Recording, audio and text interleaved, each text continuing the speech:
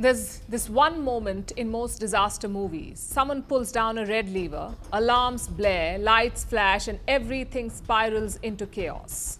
There are moments in global trade that don't announce themselves with noise, but with silence. No alarms, no headlines. Just a shift, felt first in contracts, then in cargo manifests, and finally, in consequences. President Trump doubling down on his America First trade agenda, announcing an impending 35% tariff on Canada.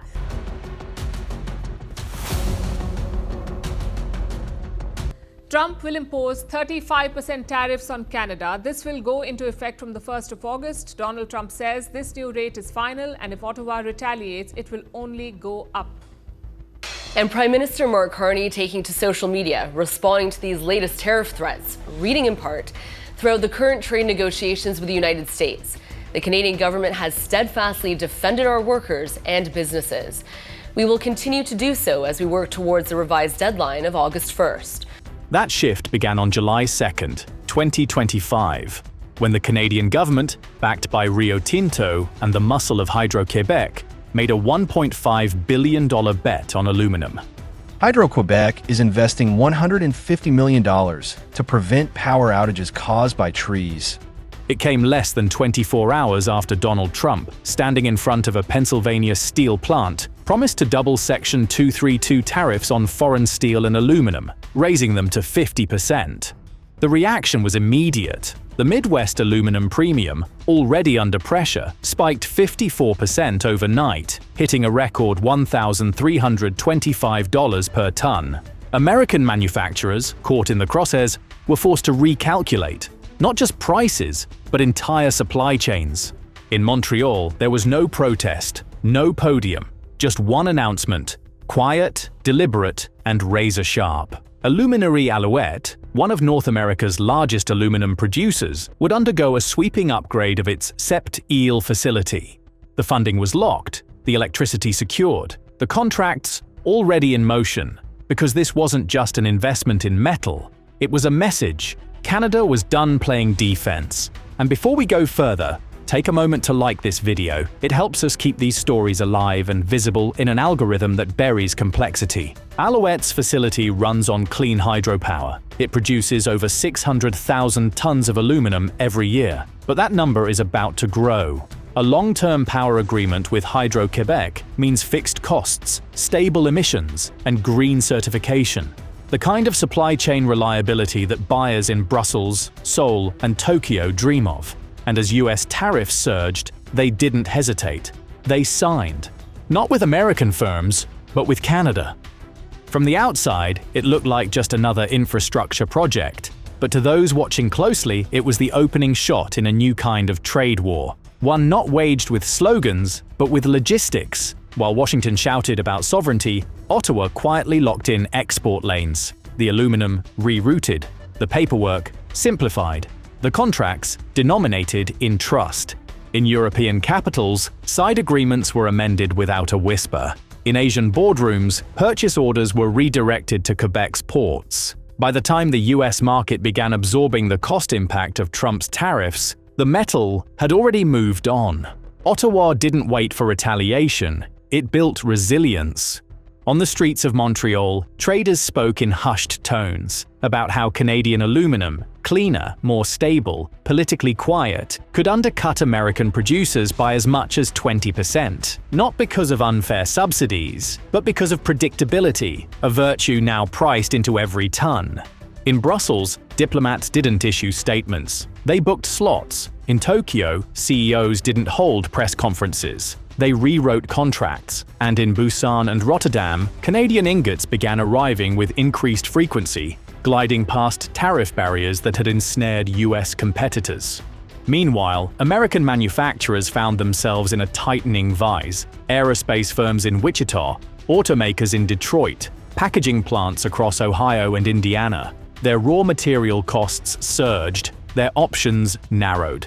They could either pay record premiums or shift procurement channels toward Canada, exposing themselves to new transport costs, longer timelines, and foreign customs procedures.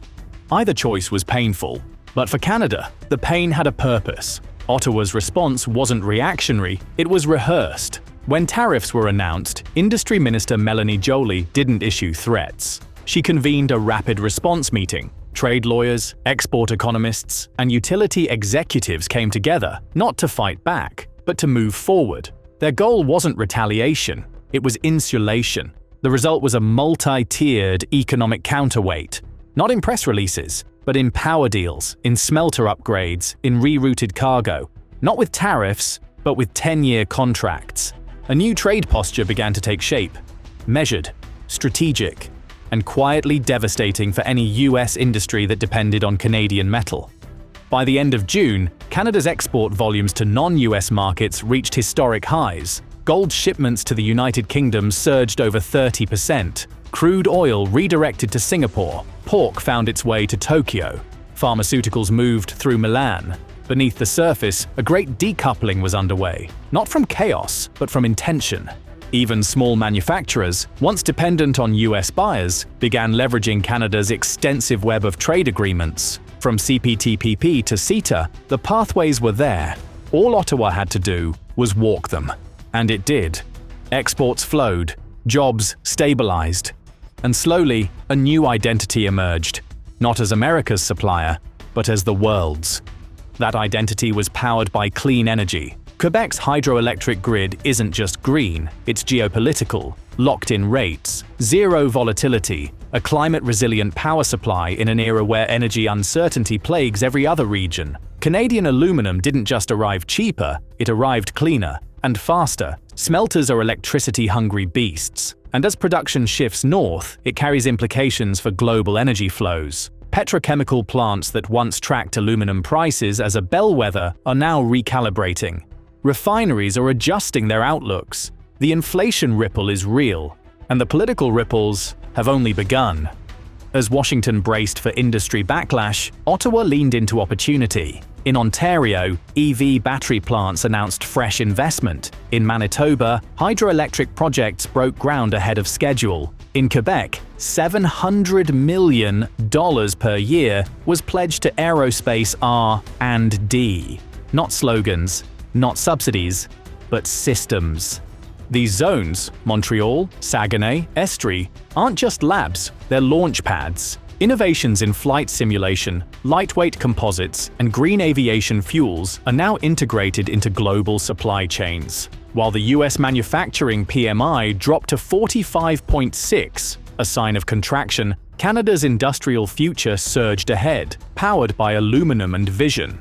At ports like Saguenay and Sept-Îles, new infrastructure reshaped trade lanes. 2 deep water berths now welcome vessels over 69,000 tons. Direct rail lines shuttle ingots straight to dockside. Cold storage meets European emission standards. Customs clearance is digitized, and everything flows without touching American soil.